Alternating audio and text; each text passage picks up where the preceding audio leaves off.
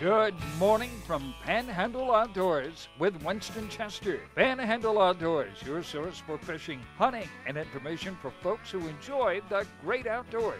Now sit back, relax. It's Panhandle Outdoors. Good morning, folks. Welcome to Panhandle Outdoors. I'm Winston Chester. I'm glad you're here this morning. I hope all of y'all are dried out. Finally, we had some kind of rain. We'll talk about that later. We'll try to get the final figures. I've heard all kind of numbers, but we're talking about 15 to 20 inches of rain as we're looking back on last week in a lot of different areas. It's amazing. But right now, let's get with today's weather brought to us by Haney Technical Center, right at the corner of Baldwin and Highway 77. Their number is 767-5500. Run by and check them out. One of our good sponsors, and all kind of good things happen at Haney Technical Center. Now today high is going to be 88. Now we still hadn't hit 90 in quite over a week, but we're creeping back up that way. Low tonight 71, and a water temperature. Now we've talked about it. With all this rain now, I don't know how big of an effect it had in the Gulf, but it has dropped down to 81 degrees. It got up to 84, 85 most of the week before the rain came in, and even when the first rain came in, it stayed around 84 and 85. But now it's dropped to 81 degrees. Okay. Our marine forecast will be coming out of southeast at 5 to 10. That sounds like a broken record, but that's where it's coming, 5 to 10. Now the river readings. Take a look at our river readings. This is a big one now. Apalachicola at Bluntstown, it's right now at 17.7, and it's going to, folks, it's going to get up to 18. Looks like by Tuesday night it'll be up to 18. So that is really big up there. Big river is in. And Choctawhatchee, look at it. Choctawhatchee right now reading at 15. It's about to peak out today. Now, it may peak out around 15, so one might be lucky there. So it didn't quite get way up at 17 like we thought it would. So 15 is plenty of water, though. All right, that's our river readings. Now, our tides brought to us by Kent Forest Lawn Funeral Home and Cemetery. The high tide this morning is at 10:09 a.m. and low tide is at 8:38 p.m. Okay? That takes care of our outdoor weather. Let's take our break and we'll be right back.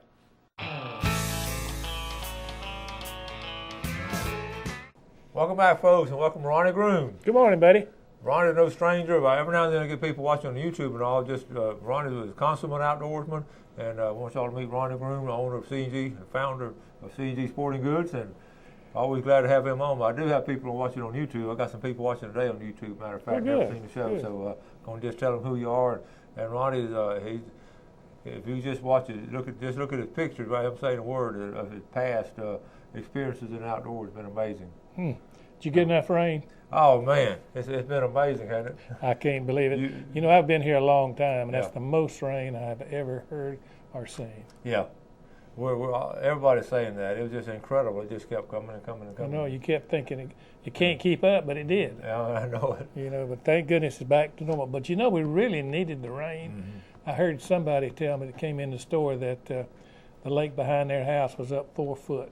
See, that is a good thing. I'm waiting to get a final report from the Sandhill ponds and all, seeing how some of those filled up a little bit. I know they had to. Had to. Yeah, with 15, 20 inches of rain. My yard filled up, I can tell you that. A lot of yards and streets and everything filled up. Yeah, it's bad.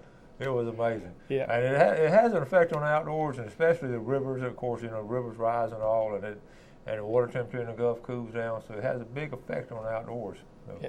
You know, I got a little food plot, and I was riding around the other day with my four-wheeler, and I like to stuck it in a food plot, and I've never had that kind of problem. Not on a four-wheeler. No, I couldn't believe it. How's all the food plots coming? Or? Well, everybody's kind of holding off. They can't get to them right now, you know. And I usually wait anyway to, you know, up a month or so from now before I plant, so it'll bleed over into the hunting season good. Yeah, we're going to do the same. But right now, you brought some knives, and I do mean some knives. You know, outdoors, we always need all kind of knives and all, but you say you've got a bestseller now. Yeah, you know, to me, knives are so very important. I'm never without a pocket knife, and I appreciate a good knife. You know, if you're going to fillet a fish or skin a deer or whatever, sportsmen need good knives. We've got a new one with our department now. It's a Bubba Blade. Okay, Bubba Blade. Okay, it's the ultimate. Yeah, if you look in any of the outdoor magazines or on the hunting channel or fishing channels, you'll see these things advertised. And when I first saw it, I wasn't impressed with it, but I got to checking into it, and I got them in, and I'm really impressed. I'm going to have a couple of them. I'll show them to you here. Okay. This is one of them right here. You want to put that on there? That might See how right that there. works. See if we can get that up there, Jeff. I don't know if This knife has got a stainless steel blade, and the steel goes all the way through the handle. And it's Teflon coated so that it doesn't stick or it deters any kind of stainless deterioration. steel with Teflon on it. Yeah. Okay. So it cuts, and it's extremely sharp. And the handle is a special made handle that even if you get fish blood or something on it, slime on there, you can still grip it good. And it's got these little things right here that you can hold, and you can put a lot of down pressure. I've got some videos of them cutting big tuna, just cutting them in half immediately. Wow. And on the top of the handle here, it's got a protection, so you can put pressure down. It's got protection on the bottom, so you don't cut yourself. A lot of times your hand will slip like that. It's just an extremely good knife. I've really been impressed with it. Well, you can tell it was designed by an outdoorsman. It's well engineered. Now, this is a 9-inch blade. This is the most popular model. Now, this one has a little flexible blade in it for filleting, but they make one with a stiffer blade, which you can fillet with, or butcher a deer or a hog or something. And I think they're just a tremendous knife. Now, I tell you what, this is first of all, it feels comfortable. Yeah, it's got a big old, and it's safe. You can put your finger up here on this thing, and you can put a lot of pressure down, and I'm really impressed with it. I got to have one of these, but here's the problem. Now, my birthday's over, Father's Day is over, so I run out of occasions. I know Gail's watching the show this morning. I know she wants to buy me one or two, but I don't know what we're going to do. But, I don't think you can get just one. This is the 7-inch knife right here.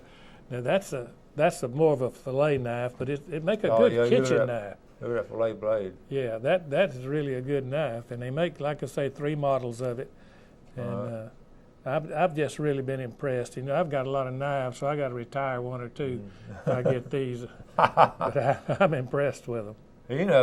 Seriously, a lot of times we'll go offshore fishing or something, and if we're going with a party, we'll come in and clean my own.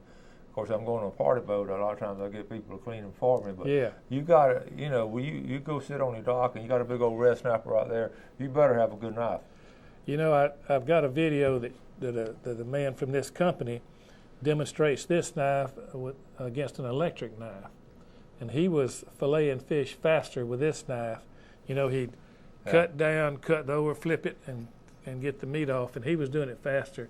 Yeah. And plus, he said this was a professional man in cleaning fish, and he said he had to spend a lot of money buying electric knives, but this thing just keeps on going, And always, I've done it with electric knives too. But you're going to save more meat by doing it by hand. He helped up some that he had filleted some carcasses, and you could see through it.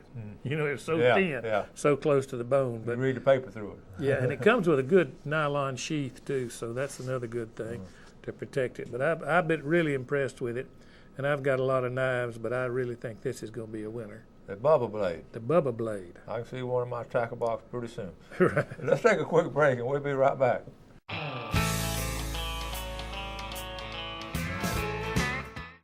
Okay, welcome back. We're going to take a break from knives right now. Let's take a look at some pictures that have been sent in this past week. It is really, I know the weather's been really bad and all, but a couple of these before the bad weather and a couple of these people were able to get out anyway. All right, take a look at this one. We had this one on. This is my Keppenstall. I just wanted to show it again, let you know the red snapper bite is still on. And Ronnie, I know you have some people still catching some red snapper. Yeah, my boys went out and they caught their limit. They've been out twice, and it's the only time they could get good weather, and they limited out. Yeah. All right, you got to watch out for this. Great picture sent in. You got to. Now with phone cameras and all, a lot of people get some really good pictures and all, but you see that right there, that's a good sign to head back to the hill. Yes, sir. Don't play with that lightly, and that's serious stuff. All right. Next, this is a special picture to me. Now, this Miss Marguerite Miller up from Greensboro. There's a special story behind this. Miss Marguerite, she's 92 years old and fishing off the dock in Lake Talquin, fishing off her son's dock, Danny Ray Miller. This family goes way back.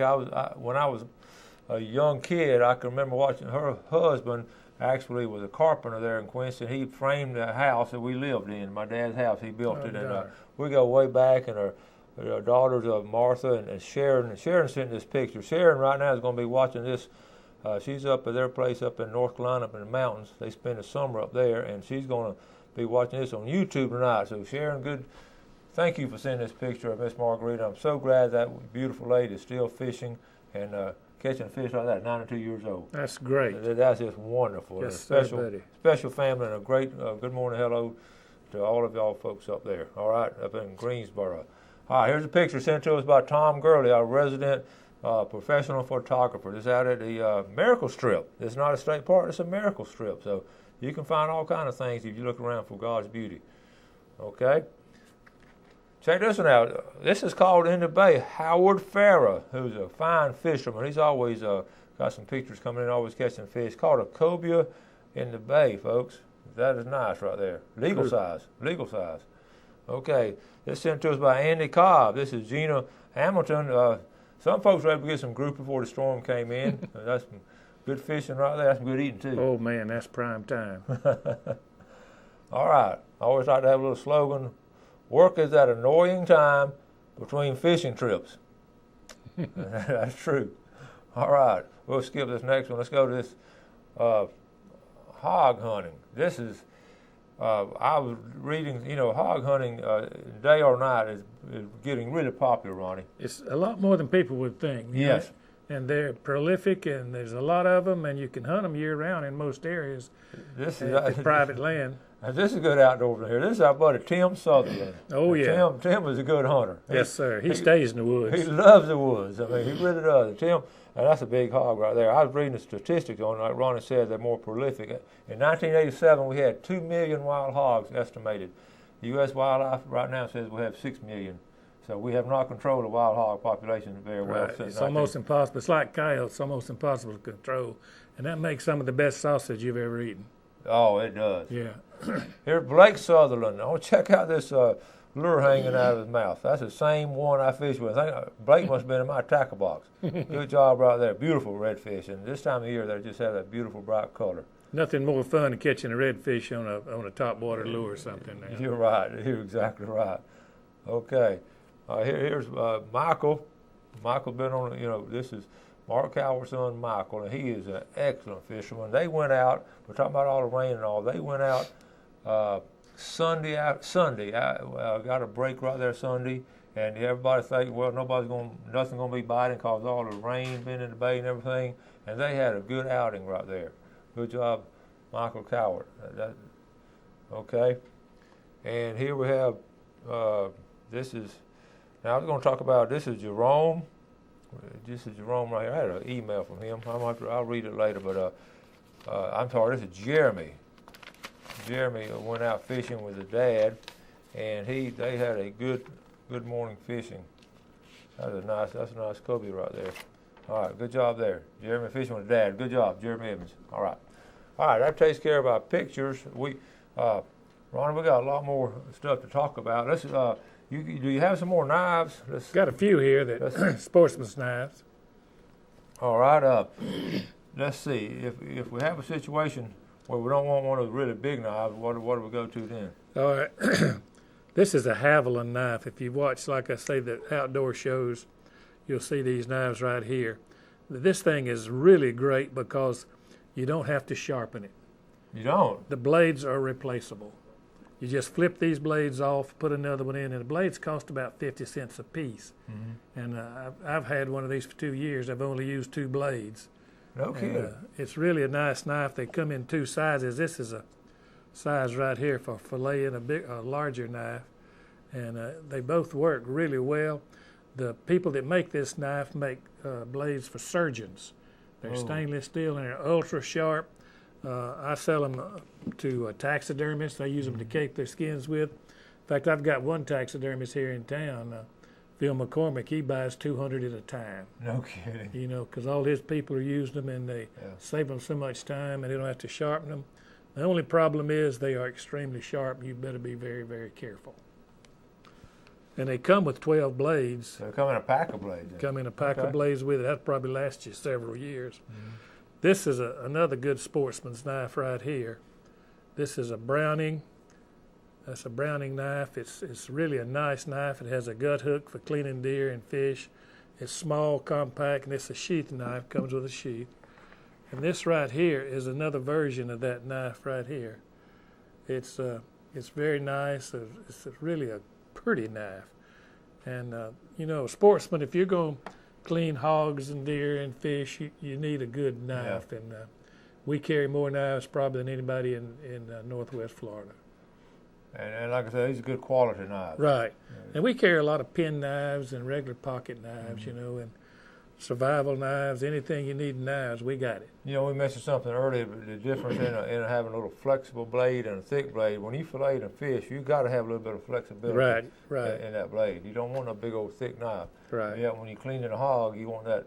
You got to have that thick blade to get through there. If you want to really see a good use of a knife, stop by a fish house where the guy do it professionally. Oh, man. You will be amazed how fast they can do it and the quality of the knives they use. I may run by Carbon Rock Seafood and check them out and do a little video, because you're right. I've seen it. A lot of people have not seen it. That's amazing, and it's educational too. Yeah, I may do that. All right, let's take our final break, and we'll be right back. All right, welcome back. Let's first take a look, as always, in this segment here, our fish and game forecast for today. Brought to us by Mark Cowart at Edgewater Beach Realty, 832-6000. You just saw that picture of Michael. Like I say, he and the dad had gone out, and the son, after that, got a little bit of a break, and you saw what kind of fish they caught. I admire them for going out, because everybody said, you know, fish ain't going to bite like that. But here, let's look at our time. 1:29 to 3:29. That was this morning. That's already passed. But look at this afternoon now. 1:52 to 3:52, that 2-hour block, and I'm really going to, Ronnie, I'm going to be in that block this afternoon. I'd be there. I'm going to be there, and unless it's lightning on the bay somewhere, I'm going to be there. Talking about those boys going fishing the other day after that rain, and you know, a lot of people just wouldn't go, but my dad always used to tell me, son, you don't know until you go. Yeah. And we'd always go.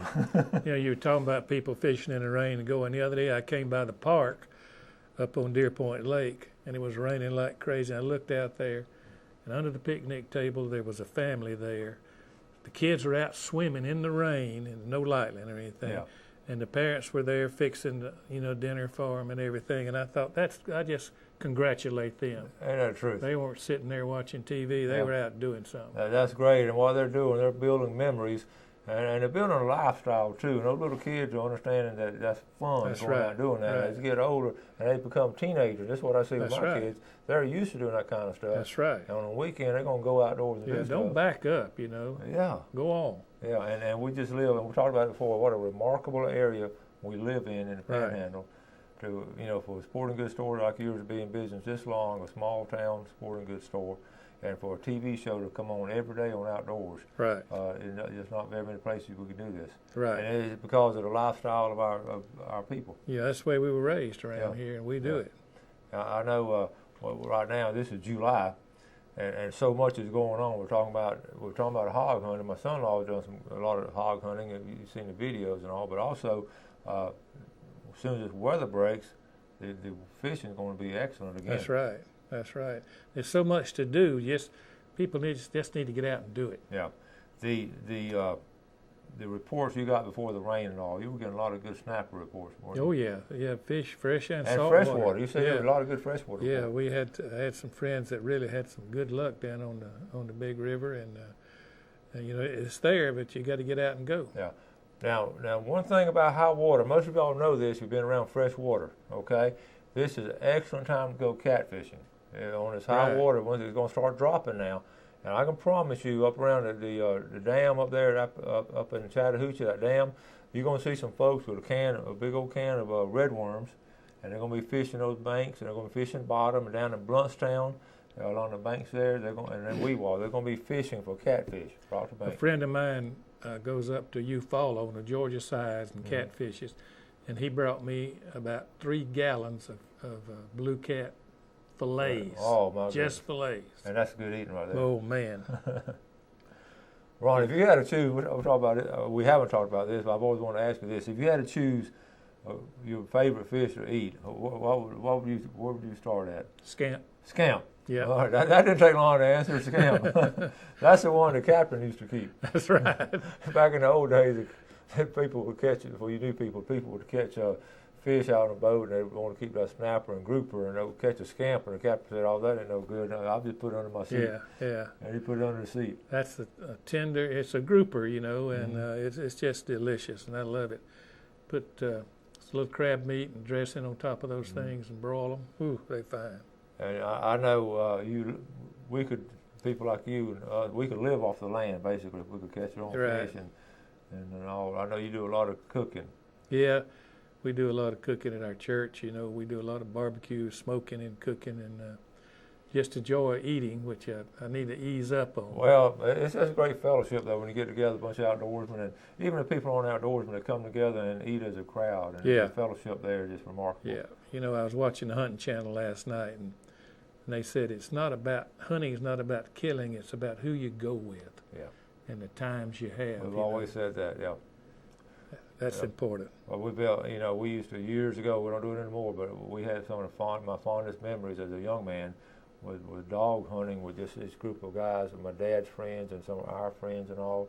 And it's such good camaraderie there. Yeah, you know, we'd hunt a while like you're talking about back when we used to dog hunt, and then we'd meet about 9 o'clock and oat moistures and eat oysters. Have some kind of snack. Sit on that tailgate and talk about what that dog did or where that deer went. And we had a little grill about this wide, just had a flat expanded metal top to it. In the middle of the day, we'd stick that thing in the ground, build a little fire, and cook bologna sandwiches or deer steaks or whatever. And I don't care what you said, the food always tastes better out in the woods. That's right. You could open a can of Viennas on your back porch, or you could go back to the Robert Brent Reserve, and that Vienna is going to taste better. That's right. in the woods, or on that boat up there on Tweedosy Creek or somewhere. Well, all right, we're going to have to start wrapping things up. Ron, as always, we appreciate you coming on, and you got a lot of stuff going on in the store this month? Yeah, we've been busy, and all this rain. There was only 2 things you could do just about. Well, that was shop or eat. And we had a lot of people in the store. Yeah, good thing you don't have a restaurant. That's right. That's a good idea. That is. You go Ronnie's Grill or something. Ronnie, thank you so much, buddy. Thank you, buddy. I enjoyed it. All right, folks, we're going to wrap it up for today. Now, tomorrow we have Stan Kirkland coming on. Don't want to miss Stan. And thank you all so much for watching the show. You do something good for somebody today, and God bless. Thanks for joining us for Panhandle Outdoors with Winston Chester. Panhandle Outdoors features hunting, fishing, and other activities and information to help you enjoy the great outdoors. Join us next time for Panhandle Outdoors.